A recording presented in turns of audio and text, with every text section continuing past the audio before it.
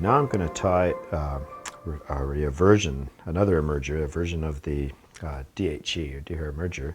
I'm going to tie it with snowshoe foot fur. This is the foot of a snowshoe hare, and in its winter pelt, so this is lots of underfur there, and that's the stuff you want. You want it from the pad of the foot here back. This is still good up here, but it's a little coarser.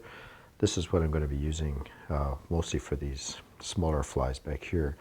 The beauty of it is you can go comfortably much smaller than you can using deer hair. So you can go right down to 18s and 20s with this if you want by using this.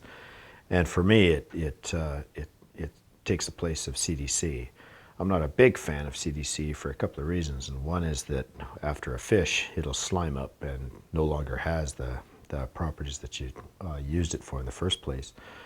So it very largely, CDC makes for a one fish fly. And as you know, that if you're in the middle of a hatch, the time it takes to change a fly, you've used up another opportunity. Some of these feeding opportunities, they only last for a very few minutes. You've waited a long time to be in a position to get these fish.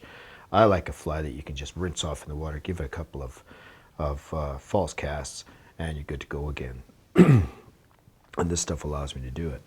So we'll start off by, again, just as with the deer hair version, we'll lay down our bed of thread here to build our abdomen, right, which is going to sink just like on the DHE.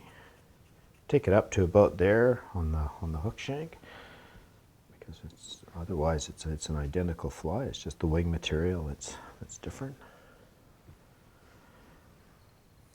Make our dubbing noodle.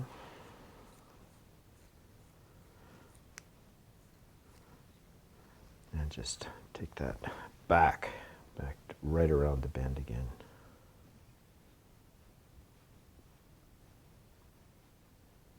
And then back, spiraling turns right through it, the dubbing again, right up to the thorax. Again, it's an emerger, so don't worry too much about the actual neatness. That can be really quite scuffy. The actual emergers of either caddis or mayfly are really quite robust critters. They're not as delicate as the dun, so we really want some presence to the body on these things. Now we're going to snip some of this snowshoe hair. So you grab it somewhere in there and just feel with your scissors. You don't want to snip off too much, because you can see what happens. That little snip gave me a real wad of this stuff, which is maybe just a bit thick. So we'll take some of that out and then reverse it so the tips are pointing forward. Just stroke out the more scraggly bits. Place it right where you want it, just with the tips just going past the eye of the hook. Leaving room for your thorax. Wrap that down a couple times. You can snip this off nice and tight to the base. If you're just stroke your material back there so the wing sits upright in a dry fly position there, and take your thread up to the eye again. Now we're going to do our thorax, and we want a little bit thicker dubbing noodle for this, because we're going to build up a little bit of mass in front of the wing. This sort of forces the wing into a real upright position here. Winding that back to the base of the wing. Give it a couple of good turns in front of the wing. As your wing comes up again, then just spiral your thread in open turns up to the head of the fly, and whip finish that.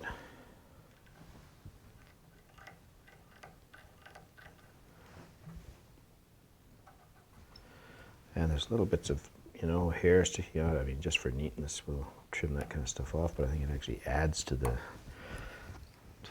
prey image of the thing to have a few bits sticking out here and there, because insects have things like legs and feelers and all kinds of things. You can tidy it up a bit for the camera here. But that's the Snowshoe Hare Emerger